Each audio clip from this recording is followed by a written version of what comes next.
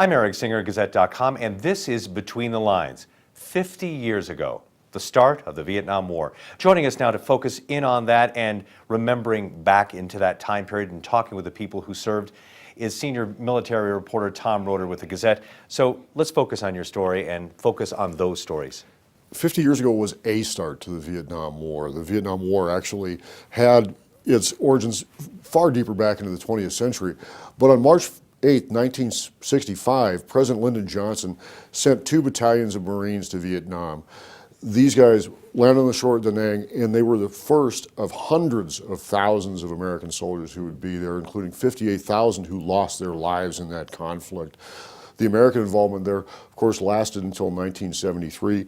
South Vietnam fell in 1975, and talking to veterans in town over the course of the past several days, Vietnam is not a war with a birthday. It's not like World War II. You don't have those great events. You don't have the Victory in Europe Day or the VJ Day or even the Pearl Harbor particularly. For these guys, what they say, their anniversary of Vietnam is the day they came home. And just touching stories from these folks. And what really comes out from these Vietnam veterans were their feelings as they came home. Especially, the feelings of loss of their brothers over there and loss of their connection to America over here, because the country was so conflicted over this war.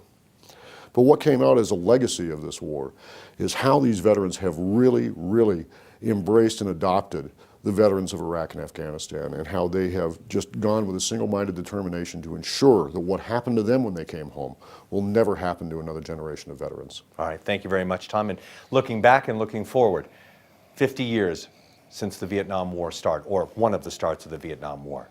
If you'd like to read Tom Roeder's full story, go to Gazette.com. With Between the Lines, I'm Eric Singer, Gazette.com.